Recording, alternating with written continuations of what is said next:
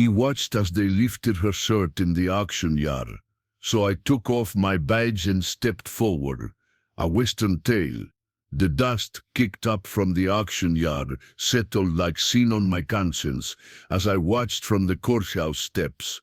23 years I'd worn this badge, 23 years of keeping the peace in Salvation Creek, and I'd never felt the weight of it heavier than I did that scorching August afternoon. The crowd had gathered thick around the makeshift platform that Jacob Thornbury's men had erected in the town square. Word had spread faster than prairie fire that old Hendrik Johansson's debts had finally caught up with him, and everything he owned was going under the hammer. Everything, including what mattered most. I knew Hendrik well. He'd come west after the war, same as many of us, looking for a fresh start and finding mostly heartache. He'd worked his fingers to bone, trying to make something of that hard-scrabble farm outside town, but the drought of '85 had finished what the locusts started the year before. When his Mary took sick with the consumption, Hendrik had borrowed against everything, the farm, the livestock, even his daughter's future, to pay for doctors from back east who promised miracles they couldn't deliver. Mary Johansson died that winter, and Hendrik never recovered. It dick into the bottle, like a drowning man take us to driftwood, and Thornbury's bank had been circling like vultures ever since. Now, here we were, watching the auctioneer's hammer fall on a man's life, piece by piece. The farm went first, bought by Thornbury himself, naturally, then the cattle, what was left of them, the plough horses, the furniture Mary had been so proud of. And then they brought out Astrid. She was 19, maybe 20, with her mother's blonde hair and her father's stubborn jaw. She'd been trying to hold that family together ever since Mary passed, working her hands raw, keeping house and tending what remained of their garden. But when a man owes more than he can pay, the law in this territory was clear. His debts could be satisfied through indentured servitude. 7 years of labor to pay what Hendrik owed, plus interest. Thornbury's men had her by the arms, and she walked with her head high despite everything. That took sand, more than most men I knew possessed. She wore her best dress, the blue one, with tiny white flowers that Mary had sewn for her 16th birthday, and she looked neither right nor left as they guided her up onto that platform. The auctioneer was a greasy little man named Carver, who'd come in on the morning stage. That's the kind of oily voice that made decent folks want to take a bath just from listening to him. Now here we have the final item from the Johansson estate, he announced, consulting his papers.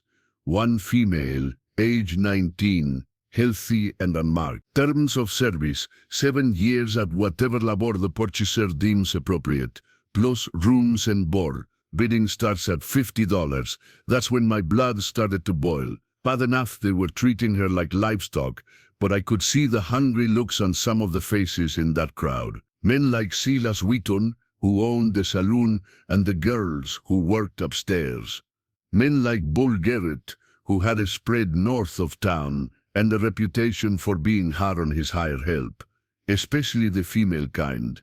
The bidding started slow. 50 became 60, then 75. Decent folks, like the preacher and his wife, looked on with shame written plain on their faces, but decent folks don't usually have the kind of money it takes to outbid men like Wheaton and Garrett. It was when the bidding hit $125 that Carver called out those words that still echo in my nightmares. Now, gentlemen, I know you want to inspect the merchandise before making your final offers. Standard practice in these circumstances. It stood to one of Thornbury's men, who stepped forward and grabbed the hem of Astrid's dress.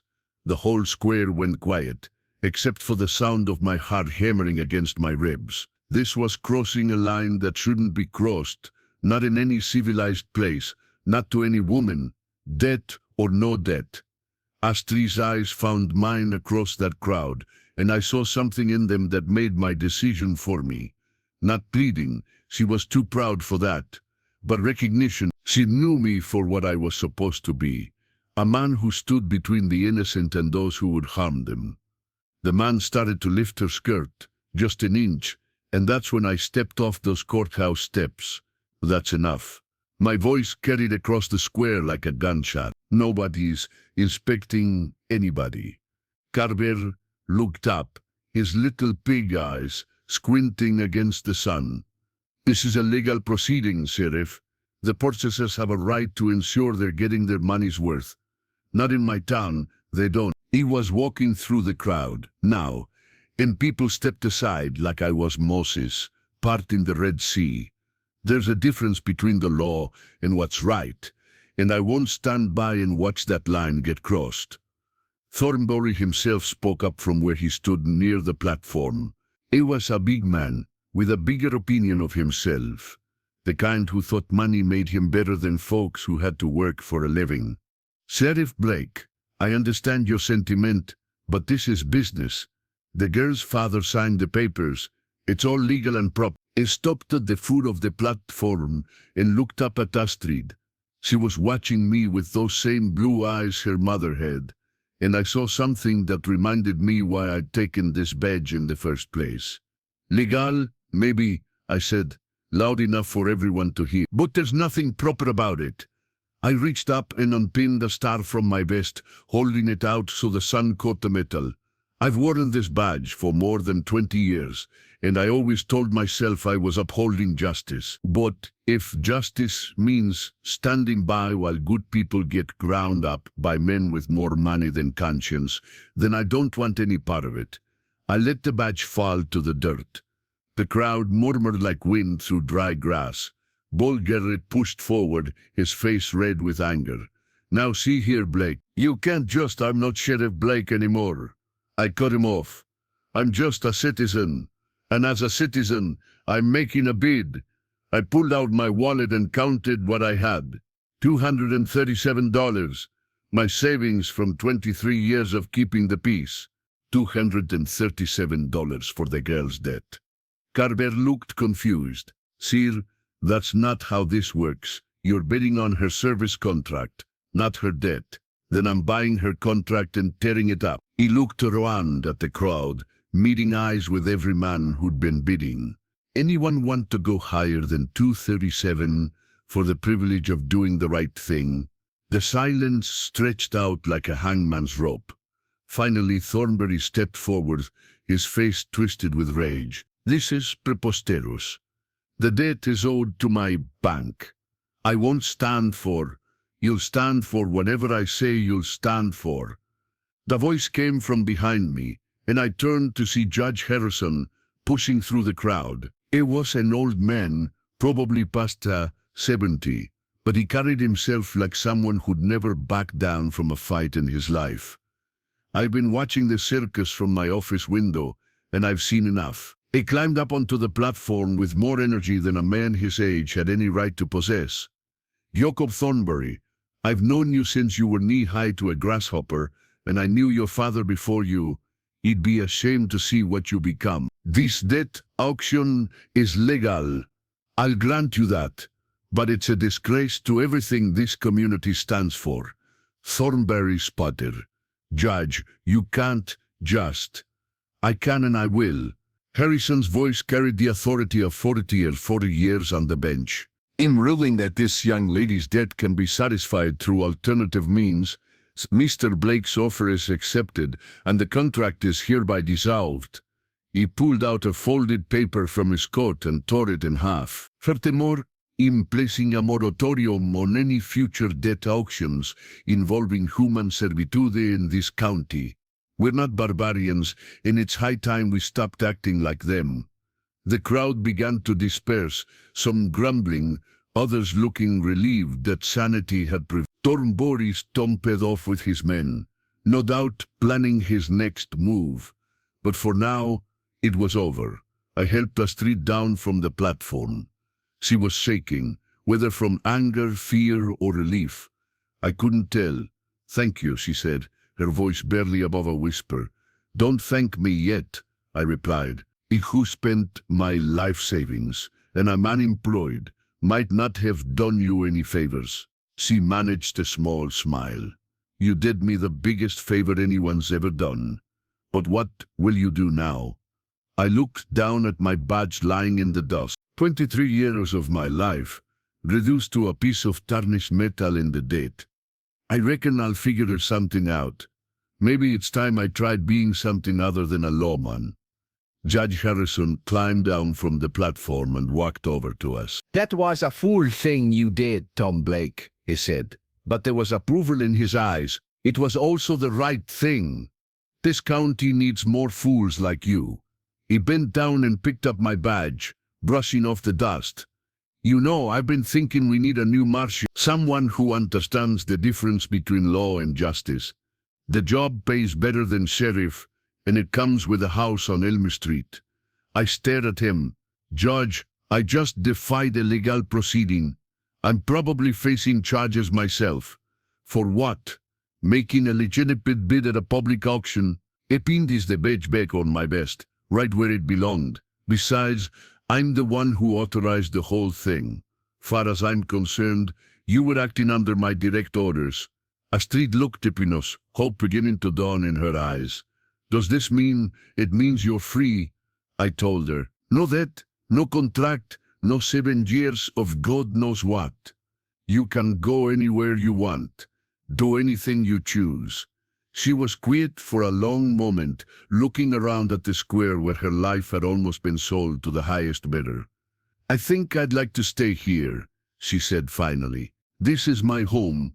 Besides, someone needs to stand up to men like Thornberry. Make sure this doesn't happen to anyone else. Judge Harrison chuckled. I like this girl's thinking.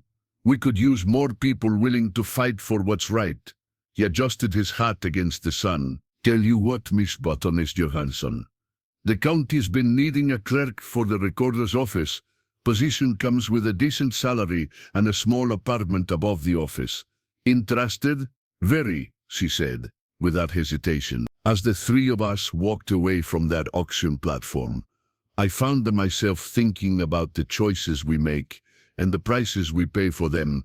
I'd given up a job I'd held for more than half my life, spent every dollar I had to my name, and defied the very law I'd sworn to uphold. And yet, walking beside Astrid Johansson, free woman, no longer a property to be bought and sold, I felt better about myself than I had in years.